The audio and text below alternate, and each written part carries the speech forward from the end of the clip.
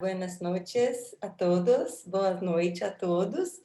E eu queria começar agradecendo a toda a equipe diretiva da LASPG, em especial o Dr. Spolidoro, o convite para compor o Working Group de colestase, e que tem como diretora de hepatologia a doutora Gilda Porta, e como coordenadores do grupo Colestase, o Jorge Bezerra, que todos conhecem, uma pessoa que a gente tem muito orgulho, e é composto pelo Jorge, pela doutora Mirta Sioca, e aqui estão as nossas titulações, e por mim, Elisa de Carvalho. E a doutora Mirta Sioca vai apresentar, então, a doutora Gilda, que vai começar com as atividades do Working Group de colestase. Passo a palavra para você, Mirta. Bueno, buenas noches. Ante todo quiero agradecer la invitación para compartir la coordinación de este grupo de trabajo sobre colestasis neonatal con la doctora Elisa de Carvalho y doctor Jorge Becerra, que son dos profesionales muy prestigiosos de la especialidad. Así que muchas gracias al doctor Spolidoro por esta invitación. Ahora, además, para mí en estos momentos es un verdadero placer presentar a la doctora Gilda Porta, que es un verdadero líder de la hepatología pediátrica a nivel internacional.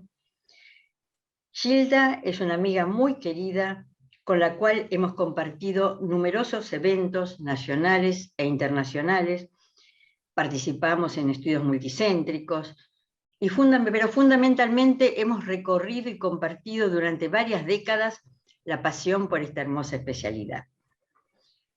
La doctora Gilda Porta es profesora libre, docente en pediatría de la Universidad de San Pablo, médica del grupo de hepatología y trasplante hepático del Hospital Menino Jesús, Hospital Sirio-Libanés y AC Camargo Cancer Center. Además, presidente del Departamento de Hepatología de la Sociedad de Pediatría de Brasil. Hoy nos va a deleitar con el tema insuficiencia hepática neonatal, que es un tema tan complejo como atractivo. Querida Gilda, te paso a palabra. Ótimo. Gilda, eu vou interromper o compartilhamento, mas antes eu queria só aproveitar a oportunidade e já deixar o convite para as próximas atividades do grupo de colestase. A próxima será no dia 18, que nós vamos abordar as colestases familiares e o diagnóstico diferencial da colestase, e no dia 24, o Dr. Jorge Bezerra e a doutora Mirta Sioca. Obrigada.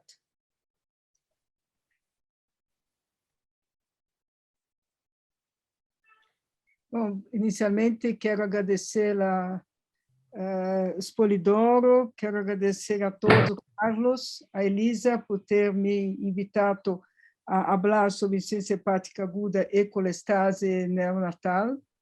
E é um prazer, Mirta, estarmos juntas de novo. Eu quero pedir desculpas porque não falo espanhol e não falo muito bem portunhol, mas então eu vou falar em português. Vou tentar falar despacio, mas desculpa se eu não falo a língua espanhola. Bom, eu vou falar de insuficiência hepática aguda e colestase neonatal. Sempre temos mais para aprender quando nós nos defrontamos com ninhos que têm insuficiência hepática aguda desde o período neonatal. Então, eu vou começar com uma história de um ninho do sexo masculino que eu conheci quando tinha 14 dias de vida. Era o segundo filho de pais não consanguíneos, tinha um irmão saudável. A madre teve parto cesárea normal, e era um ninho que tinha normal, a face sem dismorfismo, tinha, quando nasceu, uma anomalia anorretal, com ausência de orifício anal e micropênis. Foi submetido à cirurgia e realizado uma colostomia com 24 horas de vida. Com 3 horas, iniciou na hipoglicemia e tinha um destro de 18 miligramas por decilitro. Tinha uma persistência de hipoglicemia e a velocidade de infusão de glicose era muito elevada. E tinha, desde os primeiros dias, 24 horas de vida, tinha uma icterícia, colura, uma hepatomegalia, mas não tinha nenhuma referência no outro hospital se teria acolhia fecal ou não. Com 24 horas de vida, Ninho tinha uma transaminase não muito elevada, mas tinha uma bilirrubina já com 24 horas direta de 2,2, e com 3 dias de vida tinha uma bilirrubina direta de 4,32. Vê que os níveis de ASTLT não eram muito elevados e tinha uma INR já de uma insuficiência hepática com 2,4. O alfa-feto normal tinha uma anemia hipocrômica e tinha plaquetas normais. O teste teste quando nasce tinha um TANDE normal, com TSH de 5,34 e tinha restante, não havia nenhuma normalidade no teste do pezinho. As culturas negativas e as sorologias eram para citomégalos, Epstein-Barr, eritrovírus, herpes, hepatite B, C, toxoplasmose, tudo negativo. E a ecografia tinha um hígado de tamanho normal e uma ecogenicidade aumentada, não tinha uma trombose portal. Então, esse chamou atenção que tinha já um INR muito elevado. Então, quando veio para mim, ele tinha já um INR sempre muito elevado, de uma insuficiência hepática, uma albumina baixa, que tinha recebido albumina, e tinha um fator 5 muito baixo, mostrando que tinha uma falência hepática. Então, quando eu conheci Ninho, tinha um hígado de 4 centímetros e um baço de 4 centímetros e não tinha acolhia fecal. Então, quando eu pensei numa causa de uma hipoglicemia com colesterol de insuficiência hepática, essas são as manifestações que podem ocorrer, desde uma doença autoimune gestacional, infecções, doenças genéticas, as mitocondriopatias, doenças lisossômicas, panhipopituitarismo e o hiperinsulinismo. Infecções não era porque já tinham feito todas aquelas causas, essas causas, claro que podia ter outras, mas nós afastamos porque não tinha nenhuma outra sinal de que tinha uma infecção ativa. A segunda coisa também doença lisossômica, porque tinha Niemann-Pick C, Gaucher, porque não tinha nenhuma outra manifestação clássica de um Niemann-Pick C e nem Gaucher. Então, eu eliminei. E ficou, portanto, uma doença autoimune, as doenças genéticas, galactosemia, futosemia, tirosinemia, e as mitocondriopatias, e o hiperinsulinismo, e uma asfixia perinatal que ele poderia ter tido. Como ele não teve uma asfixia perinatal, nós eliminamos completamente. E o hiperinsulinismo, ele não tinha nenhum sinal clínico de um hiperinsulinismo. Então, o que ficou? Essas doenças que poderiam ser possíveis nesse ninho. Por que eu tirei a galactosemia, futosemia, tirosinemia?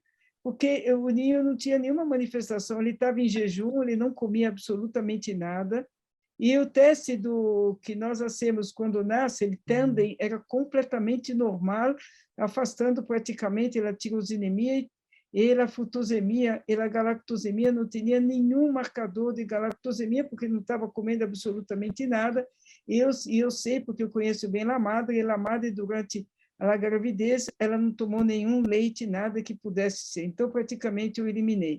Então, ficou doença hepática gestacional, mitocondriopatia ou panhipopituitarismo.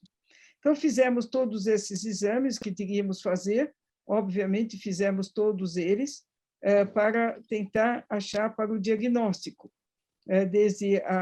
Fizemos de novo insulina, cortisol, GH, CTH, perfil de acilcarnitina, cromatografia de aminoácidos, succinil, acetona, e esses seriam os exames clássicos que diríamos que pedir. E também, ao mesmo tempo que nós fizemos a gasometria com lactato amônio, fizemos a cetonúria para nós afastarmos a mitocondriopatia. Então, o que nós fizemos? Fizemos esses exames e nós verificamos que eram resultados praticamente completamente normais.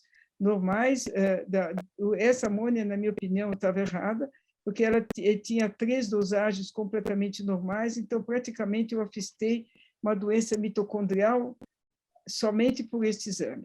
E a doença alogestacional tinha ausência de ferro, isso não fecha o diagnóstico de doença autoimune gestacional, porém tinha um ferro cego com uma ferritina normal, absolutamente, então praticamente eu afastei doença autoimune gestacional.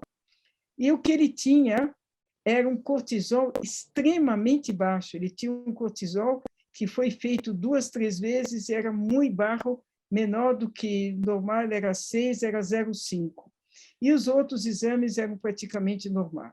A ressonância de crânio tinha uma célula túrcica normal e uma dilatação de ventrículos e cisterna magna muito grande e uma hipófise extremamente fina que quase não dava para ver a hipófise desse ninho. Então, ele ficou com um diagnóstico, portanto, de uma deficiência severa de cortisol decorrente da síndrome de interrupção do pedúnculo hipofisário neonatal associado com colestase. Esse paciente evoluiu para óbito, tendo uma hemorragia digestiva maciça e uma falência hepática. No dia do óbito, eu fiz o exoma desse ninho para sabermos se a gente achava alguma coisa, porque era muito difícil um ninho com uma doença grave de cortisol, com interrupção do pedúnculo, associada à colestase, evoluindo para a falência hepática. Aí, a surpresa nossa é que esse ninho tinha 2 genes da anemia de Fanconi. E essa anemia tinha 2 heterozigoses da anemia de Fanconi. O gene era desse FEANCA, é Fanconi. Ele tinha que leva à falência da medula óssea com pancitopenia e, ocasionalmente, pode levar a malformações do trato gastrointestinal, sistema nervoso, hipoacusia e déficit cognitivo. Então, nós não conseguimos associar a anemia de Fanconi com a doença desse ninho. E por que essa criança tinha a síndrome de interrupção e tinha uma colestase? Então, essa síndrome de interrupção do pedúnculo hipofisário está associada a uma displasia séptico-ótica e a presença de anemia de Fanconi. Então, esse ninho tinha essa síndrome e anemia de Fanconi também, que pode estar associado. Existem muitos raros casos da literatura e não existe nada associado à insuficiência hepática. Aí, eu fui estudar e eu vi que tem um relato francês de 5 de 16 recém-nascidos, 5 tinham a síndrome da hipofisária e tiveram colestase de 16 crianças com a síndrome de interrupção pituitária, 5 tiveram colestase, 3 tiveram malformações oftálmicas e todos tinham um nível muito baixo de cortisol. Só que, como foi feito o diagnóstico muito precoce, começaram a dar cortisol e todos recuperaram. O que aconteceu conosco? Nós começamos a dar cortisol, só que a criança estava muito mal de insuficiência hepática.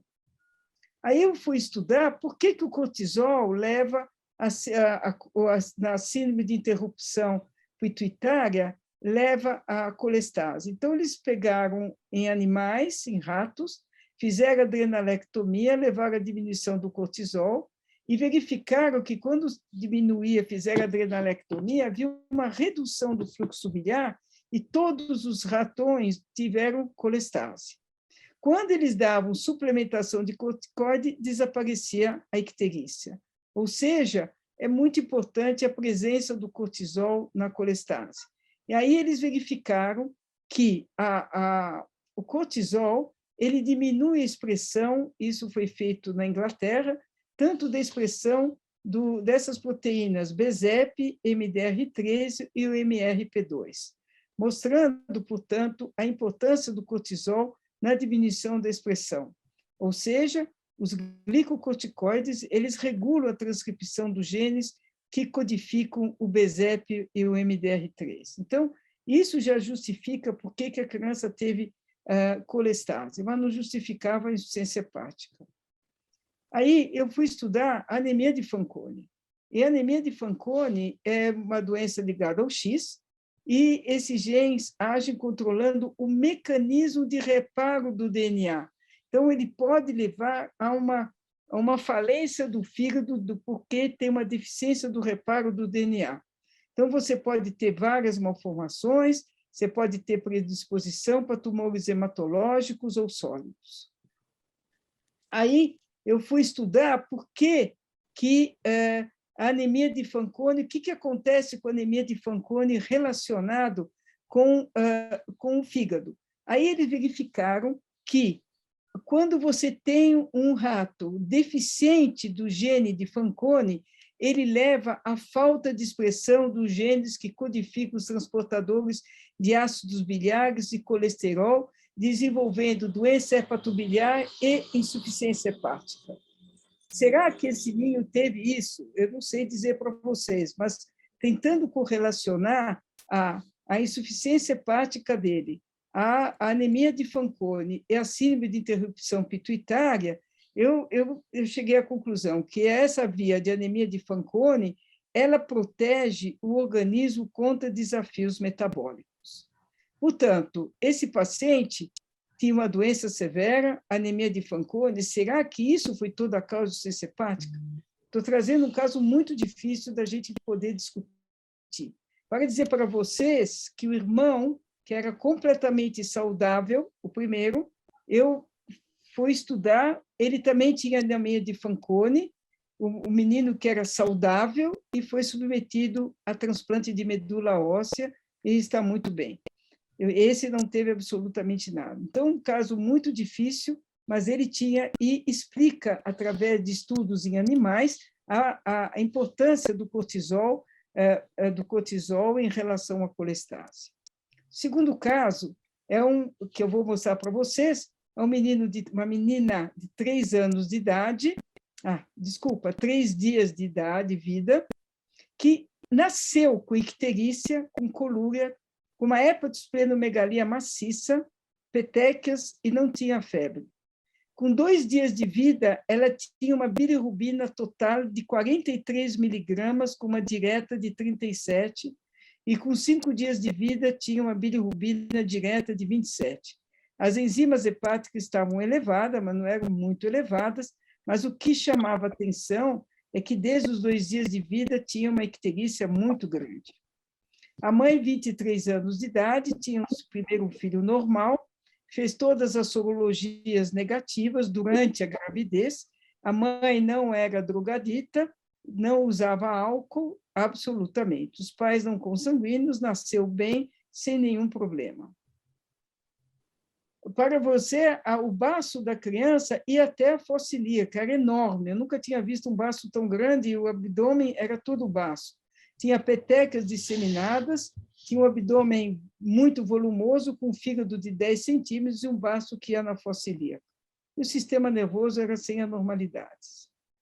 Então, quando chegou para mim, você pode ver que esse menino tinha uma bilirrubina direta muito elevada, e desde o começo ele tinha um fibrinogênio muito baixo, uma ferritina não tendo recebido transfusão extremamente elevada, e uma plaqueta muito baixa e triglicérides elevados. Então, esse menino ele tinha vários marcadores de gravidade da doença, sendo a bilirrubina. Então, eu pensei que esse menino pudesse ter alguma doença relacionada à linfocitose.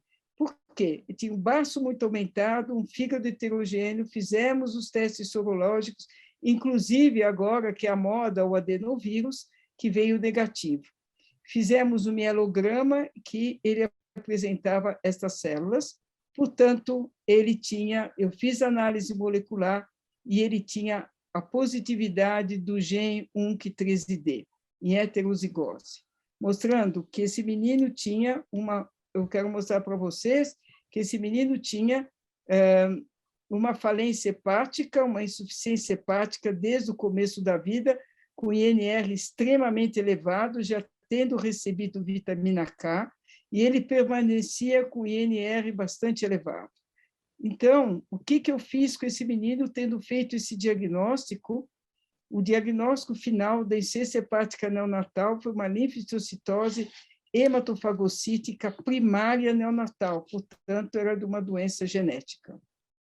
Esse menino tinha raros episódios de febre, tomou transfusão de glóbulos e plaquetas depois, tomou antibiótico profilático, dexametasona e imunoglobulina, e eu consegui o anticorpo anti-interfero humano chamado emapalumab, mais dexametasona, e com 30 dias de vida ele foi transferido para transplante de medula óssea.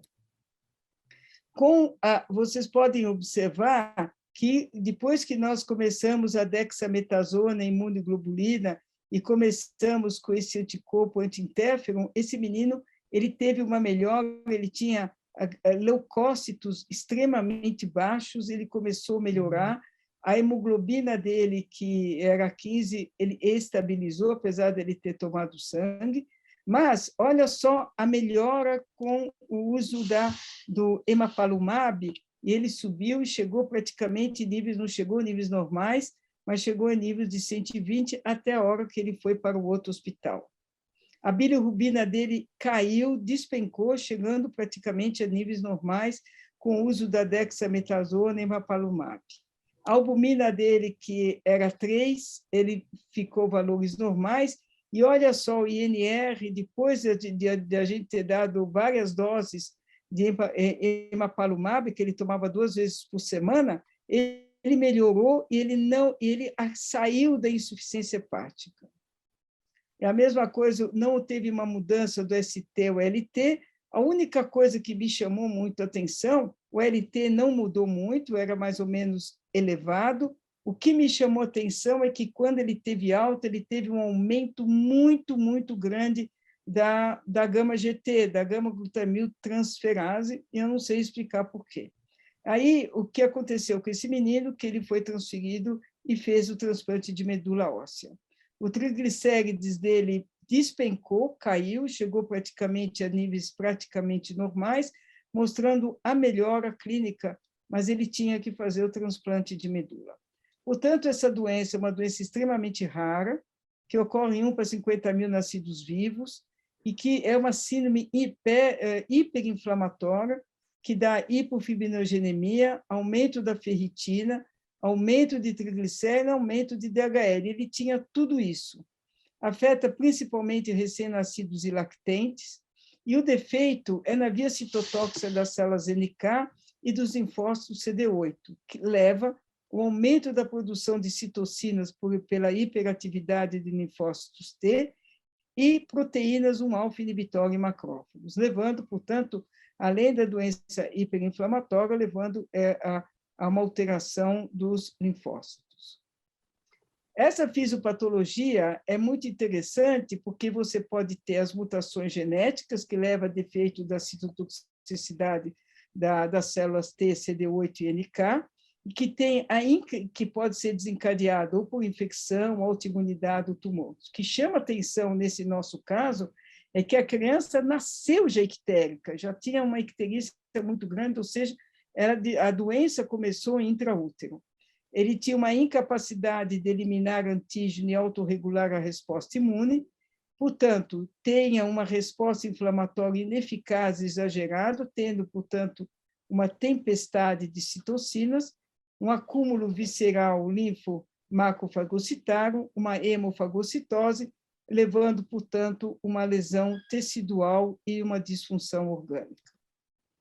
Existem vários subtipos, esse era do nosso, que é o mais comum de todos, é esse que é o mais comum, que é a linfocitose tipo 3. O tipo 2 é quando você tem uma alteração da perfurina e da granzima, principalmente nos linfócitos. Mas o nosso caso é o tipo 3, que é o mais comum.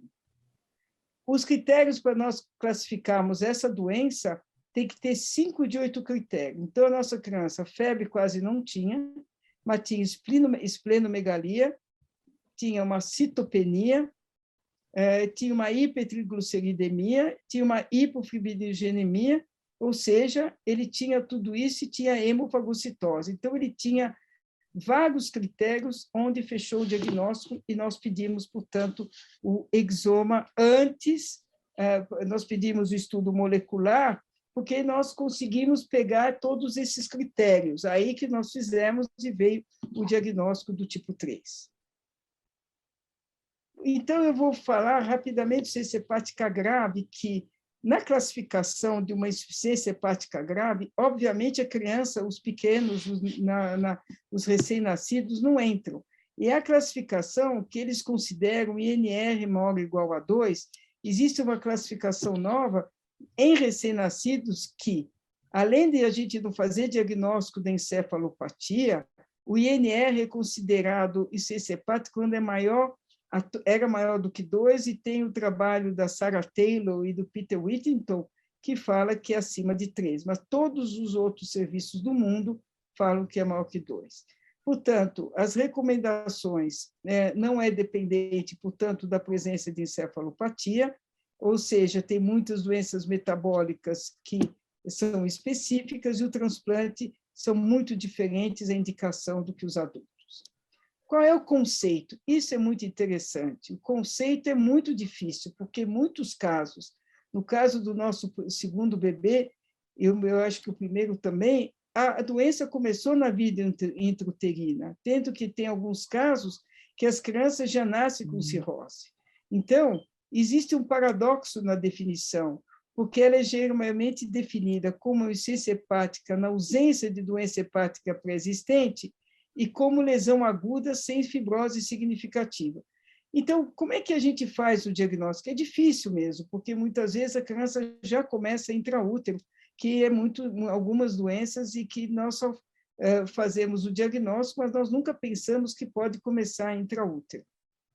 Ou seja, é difícil o reconhecimento na encefalopatia, a definição em recém-nascido não deve ser incluída em encefalopatia nunca, usamos, portanto, para definição maior do que 2, e o insulto do fígado pode se iniciar na vida final. Portanto, a definição de insuficiência hepática aguda em recém-nascidos e neonatos é diferente. As etiologias, como vocês sabem, eu já falei, né? As infecciosas. Isso vale a pena a gente até falar, principalmente asfixia ao nascimento, que tem vários casos, e cardiopatias congênitas complexas e cirurgia cardíaca já nas primeiras 24, 48 horas de vida, e que pode levar, inclusive, a uma isquemia muito grande, levando uma colangiopatia obstrutiva. Drogas e toxinas são mais raras, e, finalmente, as metabólicas, que nós nunca devemos deixar de pensar, e, finalmente, a linfocitose, que eu mostrei para vocês. Ou seja, a doença autoimune gestacional, 60% a 90% dos casos que é a causa da insuficiência hepática. As doenças virais, herpes 20% a 30%, herpes 6% e, excepcionalmente, citomegalovírus. A linfocitose menor do que 10%, as hepatopatias mitocondriais menor do que 5%, e, muito raramente, galactosemia, tirosinemia, frutosemia, deficiência de ácidos biliares. O que eu aprendi?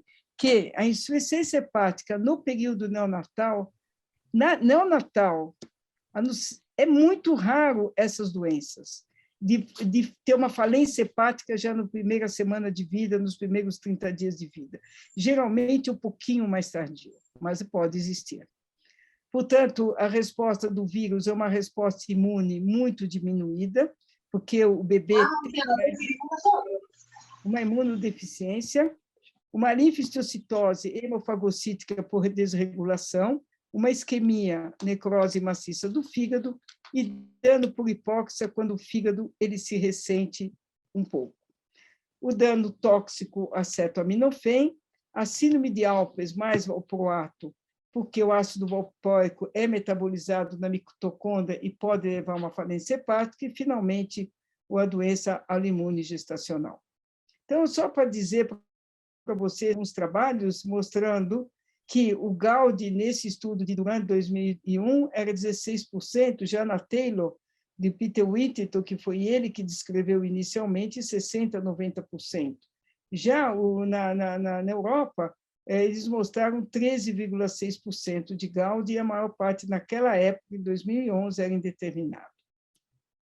Aqui no Brasil, tem o trabalho do grupo de Porto Alegre, do Hospital de Clínicas, de uma criança que tinha uma insuficiência neonatal, uma cirrose congênita, devido ao autoimune. É isso que eu quero mostrar para vocês, que já existe uma cirrose, que a criança ela adquire isso intraútero.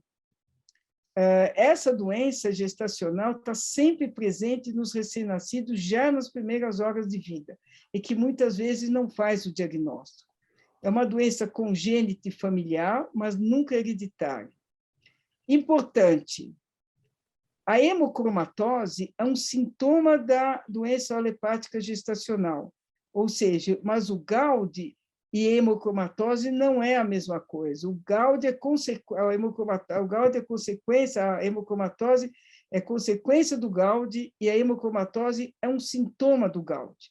Ou seja, obrigatoriamente a gente não precisa ter ferro para você fazer diagnóstico, ferro na mucosa, porque às vezes você pode não ter hemocromatose e você pode só ter Gaudy. Ele pode produzir um grave dano hepático fetal e mesmo morte fetal na ausência de siderose extrahepática, quando você tem o Gaudy sem a presença de hemocromatose.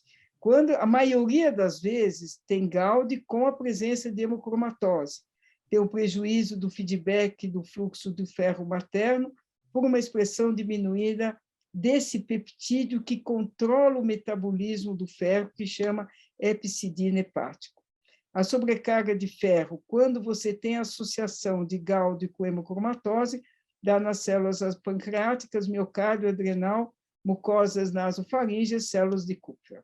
Então, para mostrar para vocês que a hemocromatose, assim que a criança nasce, já tem. Então, eles falam antes da criança nascer. E quando a criança nasce, ela pode ter as outras causas. Então, isso é importante, que é uma das primeiras causas que a gente deve pensar em insuficiência hepática.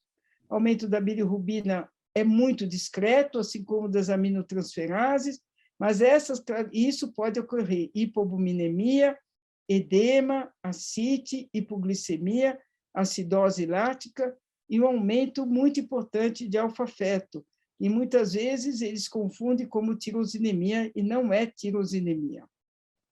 Então, o mecanismo que existe é a passagem de IgG já na partir de um receptor que atravessa a placenta, um receptor que atravessa a placenta na 12ª semana, e ele encontra uma ligação específica no fígado, que é a base do complemento, e com isso você leva à alteração do fígado em relação à sensibilização que o bebê tem, que o bebê recebe de acordo com os anticorpos maternos.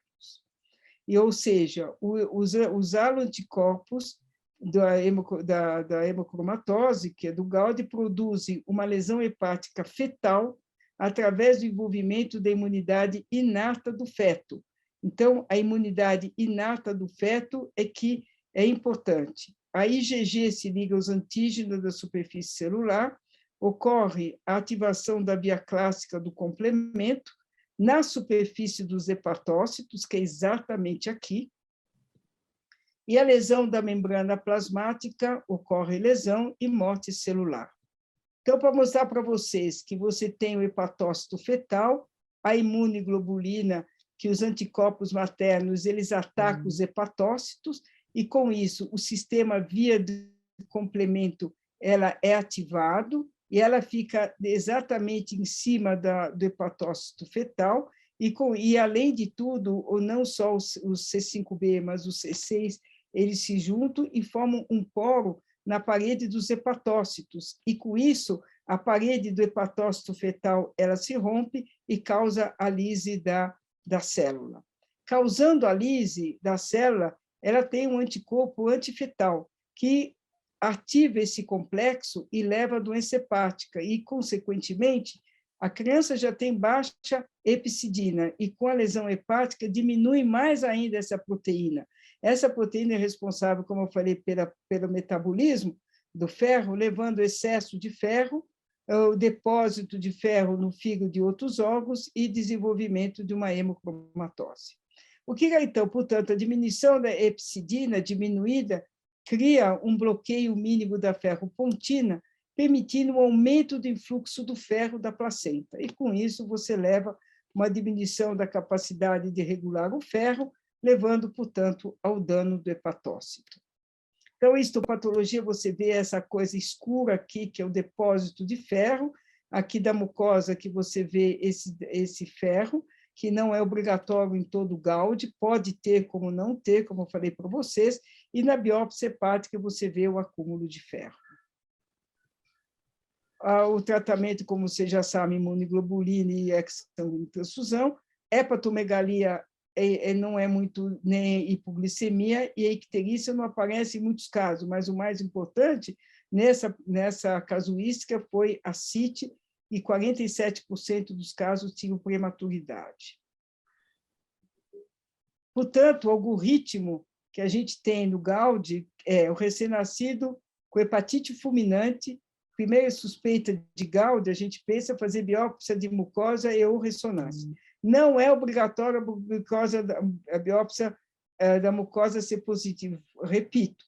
Agora, o mais importante, se a gente conseguir fazer biópsia, que isso fecha o diagnóstico, é a positividade através da imunohistoquímica do complemento C5b9. E a biópsia da mucosa leva o diagnóstico de GAUD, exsanguíneo e repetir a imunoglobulina, se for necessário. Ou seja, quando a gente compara a infecção viral com GAUD, você pode ver que o GAUD pode dar prematuridade, oligodrâmido, restrição de crescimento. Quando a gente compara com uma infecção viral que a gente pensa, você vê que a incidência depende da região onde a pessoa mora, rarissimamente tem oligodrâmino, é raro restrição de crescimento intrauterino na infecção viral, quase nunca tem, na doença viral, nunca tem ascite nem anasarca, e muito raro o ducto patente. E já existe uma positividade relativamente grande de ascite, de anasarca e de duto venoso patente. A hepatomegalia e esplenomegalia pode aparecer nos dois casos. Então, resumindo, para você comparar, não esquecer das doenças mitocondriais, que os níveis de ferritina muitas vezes são variáveis, a hipoglicemia é muito frequente, que é muito raro nas infecções virais, e também, só que no GAUD é bastante frequente. E nunca os níveis de ferritina são altos nas doenças mitocondriais, nem nas infecções virais. Daí a ferritina ser muito importante, a gente pedia antes da gente dar plasma, antes de dar sangue, dar tudo isso. Então, essa é uma diferença extremamente importante que a gente tem, principalmente nos achados laboratoriais, quando a gente não dispõe de teste molecular e não dispõe de outras coisas. E agora eu estou terminando praticamente que as doenças mitocondriais, eu acho muito importante, a gente sempre deve pensar também, que ocorrem entre 2% a 12% dos casos. Existem algumas doenças importantes, que o grupo de Denver fala muito, que o SOCO, doença de oxidação de ácidos graxos, deficiência de palmitoiltransferase, que leva a hipoglicemia, hipocetótica, acidose lática, síndrome da depressão do DNA, que é deficiente de deoxiguanizune, que é o DGOQ, e mutações do MPV17, e todas pode cursar com insuficiência hepática e colestase. E um caso que eu tive junto com a doutora Cristiane de Fortaleza, é uma criança com doença da cadeia respiratória, que era uma síndrome de Gracile, que essa criança tinha uma colestase e que veio a falecer, e no começo ela tinha sinais de falência hepática. E, finalmente, falando do dano isquêmico, que aparece em 4% dos casos, e a sobrevida é 60%. Os fatores de risco são asfixia perinatal, choque cardiogênico, insuficiência cardíaca direita. As aminotransferases são extremamente elevadas, assim como a bilirrubina direta, o aumento da gama-GT e o INR, que leva à insuficiência hepática. Essa isquemia leva a um prejuízo da microcirculação, leva a uma alteração da xantino-deidrogenase, da xantino-oxidase, alteração dos radicais livres, que é importantíssimo. Existe o influxo de neutrófilos, existe também uma cascata de citocinas inflamatórias, levando, portanto, a um dano isquêmico. E a proposta do algoritmo de ciência neonatal do grupo de Chicago, do Peter Whittington, ele fala, quando INR é maior do que 2 e menor do que 30 dias de vida. eles entram empiricamente com a ciclovir, porque pensam, às vezes, em herpes. Se tiver as enzimas normais ou baixas, empiricamente eles entram com gama-globulina, isso que a gente faz. Aí eles começam a procurar todas as causas genéticas. Se as enzimas estiverem elevadas, eles acabam procurando achados virais, etiologias genéticas e a linfocitose hemofagocítica. Se a ferritina é maior do que 10 até 20 mil nanogramas, eles fazem que a ferritina eles acham muito importante, faz hepatite viral e a linfocitose, e se tiver um distúrbio ácido básico, uma acidose, uma hipoglicemia, uma hiperamonemia, pensar em doença mitocondrial. Então, eu acho que esse algoritmo está muito bom para nós nos direcionarmos e pensarmos, muitas vezes, numa criança que tem, portanto, uma insuficiência hepática aguda neonatal. E o que a gente sabe? Insuficiência hepática em crianças muito pequenas é raro e com uma alta mortalidade. Em geral, o reconhecimento é tardio, o que compromete a vida do bebê. Falta de achados específicos de doença hepática. A insuficiência hepática deve ser sempre considerada quando há coagulopatia, mesmo sem sinais muito evidentes de doença hepática. O que é novo? O reconhecimento ainda é um grande desafio, principalmente quando não há evidência de doença hepática. E a genética pode nos auxiliar, mas até quando pode nos auxiliar? Aquele caso primeiro da anemia de Fanconi, eu não sei qual foi o que me auxiliou, porque realmente o menino faleceu sem eu saber exatamente qual foi a causa. Eu agradeço muito essa minha equipe e eu agradeço muito a Láspega por ter me convidado para falar hoje. Obrigado. Gilda, foi maravilhosa. Eu já tinha assistido essa aula, acho que alguns de nós aqui tínhamos assistido, que a Gilda deu no Hospital da Criança, mas toda vez que a gente vê, a gente aprende mais. Maravilhosa. Quer fazer algum comentário, Mirta? Alguma pergunta? No, fantástico. Felicitaciones porque muy, muy buena. No, yo estaba recordando un paciente que vivía hace un poco más de un año, un neonato de 2-3 días de vida con insuficiencia hepática que lo derivaron, vive en la provincia de Buenos Aires, a 500 kilómetros de la capital. Rápidamente fue detectada la insuficiencia hepática en los primeros días de vida y el pediatra, muy canchero y con mucha experiencia, dijo, no, tienen que ir a Buenos Aires, y idealmente a un centro de trasplante.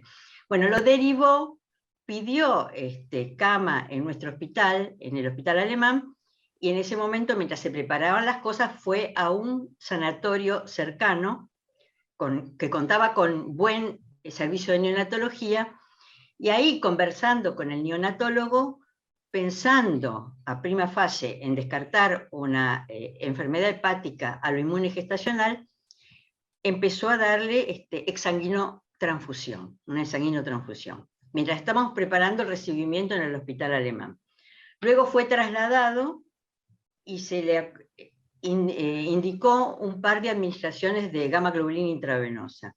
En el mientras tanto, se estudió en el hospital y se fue preparando para un posible trasplante eventualmente, por lo cual se preparó al padre, se estudió al padre para un donante vivo, que era el mismo grupo.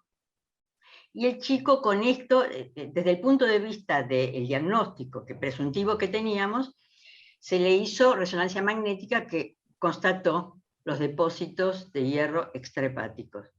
Con lo cual seguimos avanzando. El chico, bueno, tardó un par de semanas para empezar a mejorar de su insuficiencia hepática.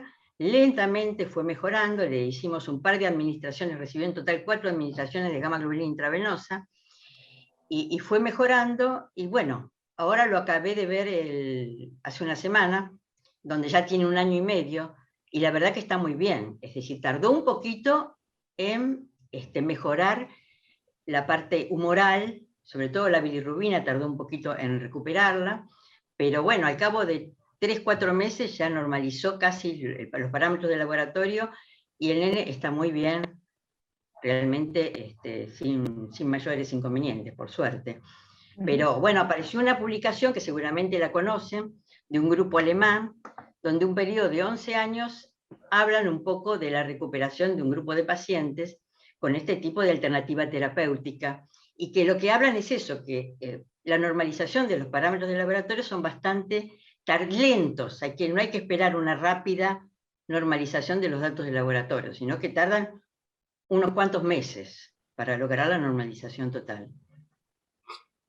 Así que ese chico realmente fue una satisfacción que tuvimos de una tarea conjunta de dos centros que, bueno, pudimos trabajar así en forma conjunta, ¿no? Mas o que me chama a atenção é que esses últimos anos, acho que eu tive uns 4 ou 5 casos de insuficiência hepática fulminante, e eu não vi nenhum caso de Gaudy, nenhum caso de doença autoimune. E todos os casos que eu vi, não, com exceção desses 2 que eu consegui fazer diagnóstico, os outros não tinham etiologia, não tinha etiologia. Então, para mim, eu acho que tem alguma outra coisa muito difícil, porque dois foram transplantados, estão muito bem. 2 foram transplantados, um com 1 mês de idade e outro agora, um mês atrás, que também é uma insuficiência hepática, ele nasceu ictérico, muito ictérico, e que tinha mais de 20 de bilirrubina, e não melhorou, e precisou transplantar, fizemos tudo, exoma, e não sabemos o que é. Então, ¿Y el hígado como? Necrose total. Total. Necrose. Não tinha cirrose, tinha necrose total, nada.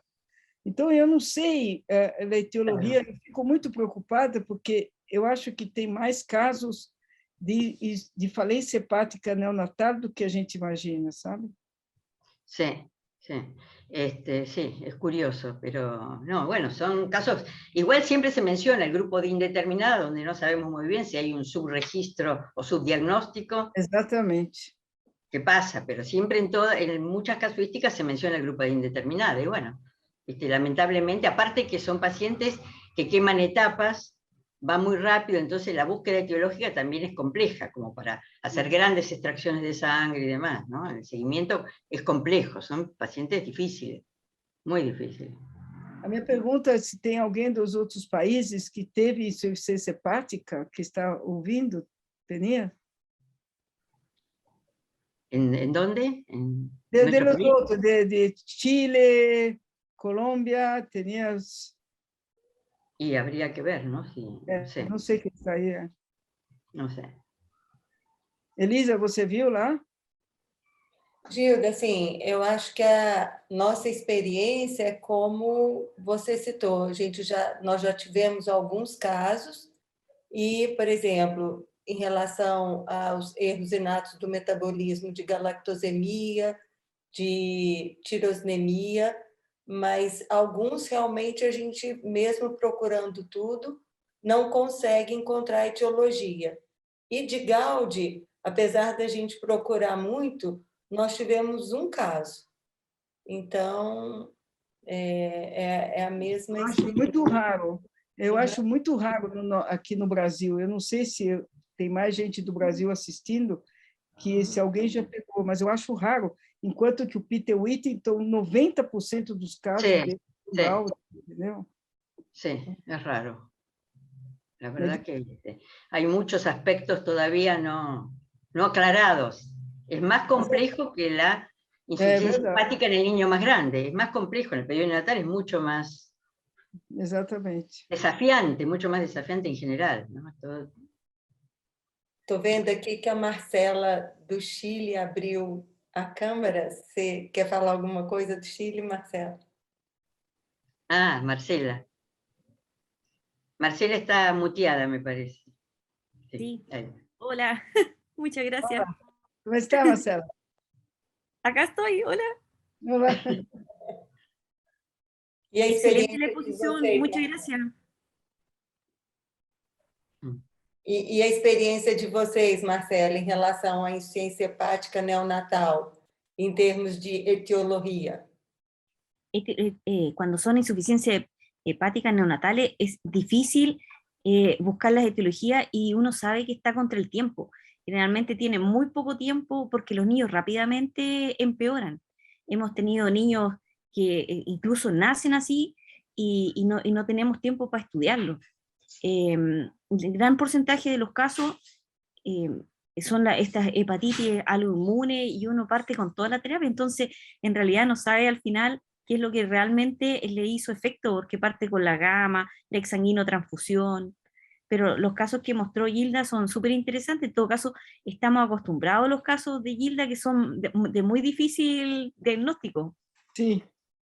Sí, siempre tienes casos muy, muy complejos. Y debo decir que el español, Gilda, es súper bueno. Tu español es muy bueno. Sí. Espanhol, eu falei portunhol. No, se entendió muy bien todo, siempre se entiende. Bueno, ya estás acostumbrada, viniste mucho a Argentina, viniste bastante. Así que no, muy bueno. Fala aí. Talvez, assim, aproveitar a oportunidade de falar que o Jorge Bezerra entrou em contato com a gente, pedindo para, se tivesse casos em relação à insuficiência hepática relacionada ao adenovírus, para que a gente pudesse encaminhar os dados da LASPGHAN, para que talvez tivesse uma publicação no New England, se a gente conseguisse rapidamente esses dados, né? E aí a Gilda que está organizando isso. Claro. Sí, ya lo hemos difundido, en Argentina lo hemos difundido y es a través de tu mail, ¿no, Gilda? Vos, por ahí dejarlo bien claro. Tenías que mandar para mí, y para mí pode mandar también para Elisa, porque... para cualquiera de las dos, perfecto. Uma das duas, porque nós falamos com Jorge, porque Jorge está muito interessado para saber o que acontece na América do Sul. Então, claro. Eu e Elisa tivemos uma reunião com ele, à noite, domingo, ele pediu, não é que ele pediu, eu acho que é importante nós outros sabermos o que acontece na América do Sul, dessas hepatites misteriosas, difíceis. Porque tenía un caso en Argentina, Rosario, ¿es verdad? Sí, sí, con el doctor Costaguta. Positivo, ¿es adenovirus, sí? Sí, no sé, eso no sé la etiología, pero sé que él se iba a comunicar con vos. Como sé. Sim, seria bom entrar, porque aí eu falo comigo, faço com a Elisa, aí nós mostramos para Jorge, que Jorge, ele deve estar em algum comitê nos Estados Unidos, eu não sei qual é o comitê, mas ele pediu, perguntou, e eu falei que a gente ia falar hoje na reunião, né, Elisa? Exato. E um segundo ponto importante, a Gilda tinha conseguido aqui para nós o painel para estudo das colestases familiares. E aí nós estávamos fazendo um projeto de pesquisa, estou falando devagar, porque para ver se todos entendem. Então, a gente estava fazendo um projeto de pesquisa multicêntrico, mas a nível nacional do Brasil, e aí, conversando com a Gilda, veio a possibilidade de expandirmos, e aí a Natasha, que está aqui também, e aí a gente, nós estamos, se tiver o comum acordo de todos, nós já podemos mostrar na próxima atividade do grupo de colestase esse projeto de pesquisa. Bueno, bárbaro. Que tivesse um perfil das nossas colestases familiares. Bueno, né? Em termos da... Seria um estudo multicêntrico da América do Sul. Entende, Mirta? Então, sim, perfeito. Então, teria que... eu acho que é muito importante para nós sabermos como é o perfil da colestase intrahepática. Elisa, nós estamos vendo, eu acho muito importante isso. Muito importante, sim, sim, totalmente, bárbaro. Muito interessante, sim. E um outro projeto, até conversando com a Natasha, seria uma proposta de avaliarmos a conduta que cada centro tem em relação ao diagnóstico e tratamento da atresia biliar. Quem está fazendo o SACOL, quem não está fazendo, quem está fazendo profilaxia para colangite com antibiótico e não, se os serviços continuam fazendo a biópsia hepática em relação ao diagnóstico, ou se tem um quadro sugestivo, já vai logo para colangio. Então, acho que seria interessante nós avaliarmos a conduta em relação ao segmento planejamento diagnóstico e terapêutico nosso, né, em relação à láspiga. Perfecto. Vocês acham uma ideia boa? Acho que vale a pena? Sí, sí. Marcela, o que você acha, Marcela? Sí, Fala, yo Marcela. quisiera contarles que desde el año pasado que empezamos con Mirta y con Carola para tener un consenso de manejo post-Kasai en Latinoamérica. Y ya hicimos, ¿se acuerdan que hicimos las encuestas? Y eso lo presentamos el año pasado, pero ahora ya estamos trabajando en este consenso con metodología Delphi para lograr un consenso para Latinoamérica, pues tú tienes razón que los manejos post-Kasai son muy variables, y ahí la encuesta vimos que algunos dejan profilaxis, otros no, unos hasta los 6 meses, otros hasta el año, algunos usan las vitaminas liposolubles, otros no. Entonces no hay un consenso, si uno busca en la literatura, no hay un consenso en ninguna parte donde diga realmente lo que uno tiene que hacer. Y siempre existen estas dudas, sobre todo en los niños que empiezan a no comportarse bien post-Kasai. Entonces esperamos que pronto podamos dar noticias de eso, ¿verdad, Mirta? Sí, muy interesante. Fue un proyecto, al finalizar la gestión, el grupo de trabajo que compartía con Marcela y con Carola López, surgió este sistema Delphi para poder consensuar la temática. Así que también es interesante y lo podemos seguir charlando en el seno del nuevo equipo, ¿no? Donde están integradas también Marcela y Carola también. Certo. Tem, Gil, tem vários elogios. Rosa Maria quer falar, ó. Levantou a mão. Quem é Rosa Maria? Rosa Maria pode falar? Gilda, ela fez uma pergunta. Você quer ler a pergunta dela? Ou então, a Rosa, você pode fazer a pergunta? Onde está? Preferiría que la pregunta la hagan ustedes porque hablo español, entonces tal vez ustedes puedan traducir lo que escribí en el chat para la doctora Gilda. Sim. Quisera perguntar sobre um paciente que lá conheci em contexto de colesterol de primeiro trimestre, o estudo genético revelou uma mutação da síndrome de Gracile. A ser heterozigota que pode esperar a evolução dessa mutação com este paciente. A síndrome de Gracile é muito grave, muito grave. Se tem uma heterozigose e teria muito comprometimento sistêmico, eu não sei se vai ter uma boa evolução, mas a síndrome de Gracile, geralmente, todos morrem, todos falecem, todos morrem nos primeiros anos de vida. Muito raro teria os casos que vão para mais longe, depois de 1 ano de idade. Nós outros, eu e a Cristiane de Fortaleza, acabamos de ter um caso de síndrome de Gracile, e que tinham uma colestase muito grave. Eu perguntei para os italianos, perguntei para o francês e perguntei para o Jorge Bezerra se dava para fazer transplante. Os 3 me disseram que não dava para fazer o transplante, que não tinha indicação. Ele acabou falecendo de insuficiência hepática. Se você tem uma mutação sem comprometimento grave, provavelmente pode até evoluir relativamente bem, mas eu não sei dizer, isso depende do quadro clínico, porque se tem uma mutação, às vezes você pode ter uma mutação intrônica, então muitas vezes, e se tiver um comprometimento clínico muito grave, então provavelmente deve ter alguma outra mutação que não pegou o exoma. Certo.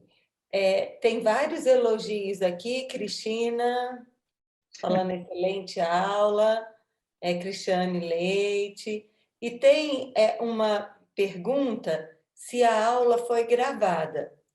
Hoje a aula não foi gravada, mas nós temos essa aula gravada pelo Hospital da Criança, que está disponível no YouTube, no projeto HCB Mais Ciência.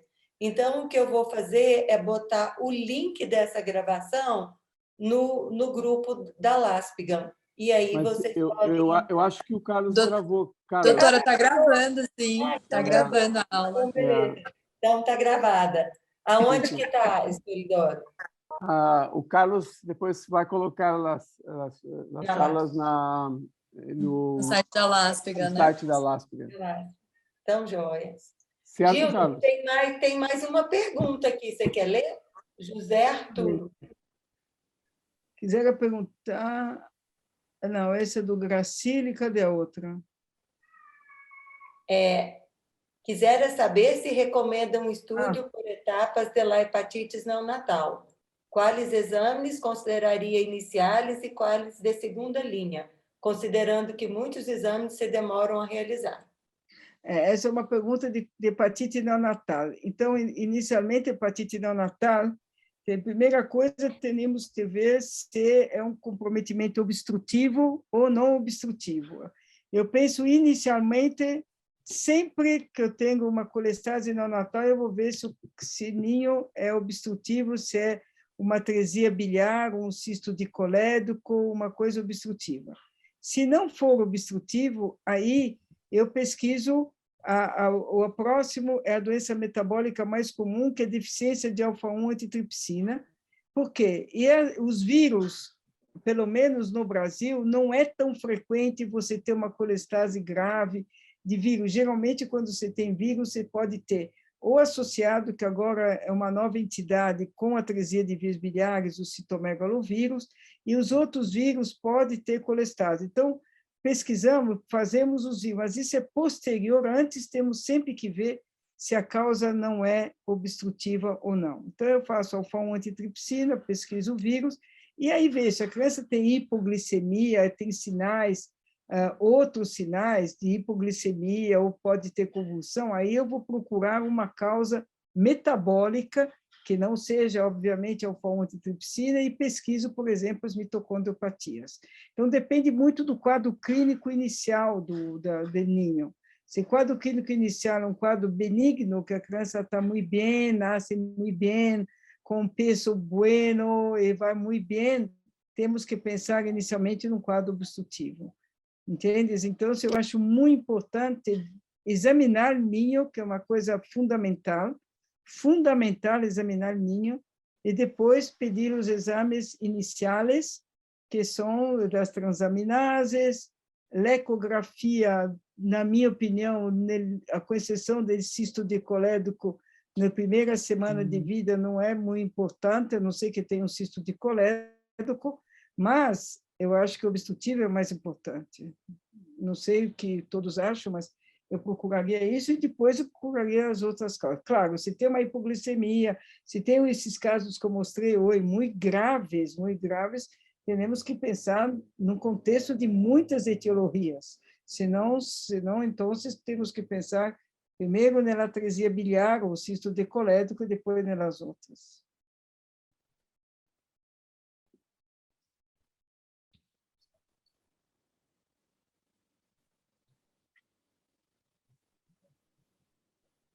Olá. Mais alguma pergunta, gente?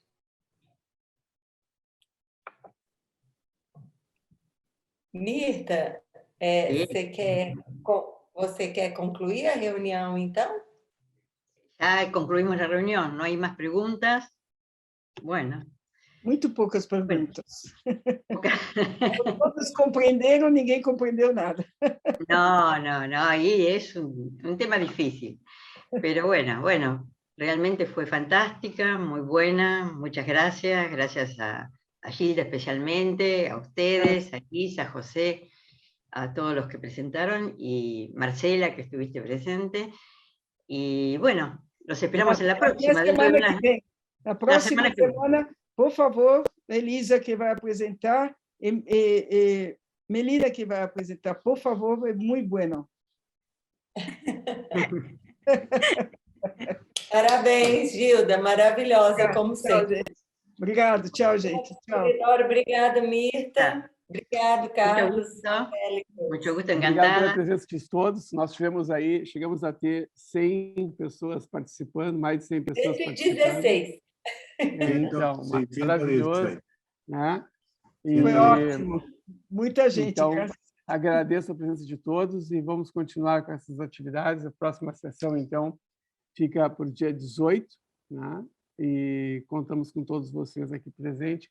E comuniquem os seus colegas, seus amigos, para que venham também. Essa é uma reunião aberta, ela não é apenas exclusiva para sócios da sociedade.